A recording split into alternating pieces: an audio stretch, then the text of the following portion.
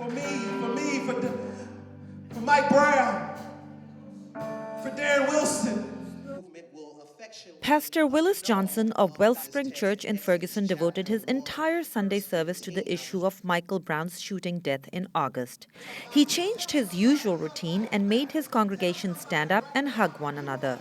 He wants the community to start what he admits is a tough conversation. It's not my challenge or my task to present to people how to think or what to do, but I do believe, and as I do every day within our ministry, challenge people to think and challenge people to do something in some way regarding not only this issue, but the many issues that are human issues that we have to address.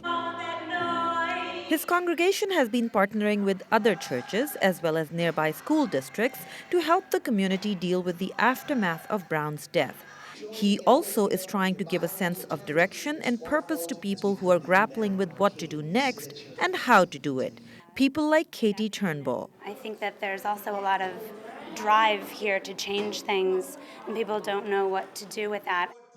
Turnbull came to his church specifically in response to the Brown situation. It helps me to understand different perspectives, and I think that we all need to try to reach out to one another and understand what everyone is feeling about what's going on. Turnbull is not alone in this community that is trying to find ways to deal with this issue. But Pastor Johnson fears not everyone is as open-minded. What I fear is people not wishing, not being heard, not seeking to understand, and not thinking through the purposes of our actions. And that's on both sides. Individuals and small groups in the community seem to be motivated and want to participate in efforts to resolve deep-seated issues of race and socioeconomic inequity. But both Turnbull and Pastor Johnson agree that the conversation is not as widespread as it needs to be.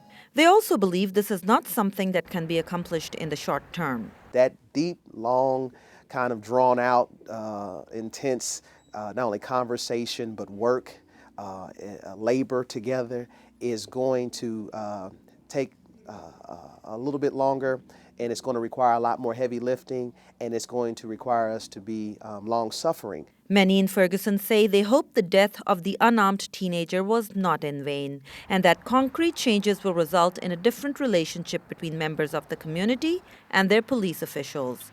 Ayesha, Tanzeem, VOA News, Ferguson.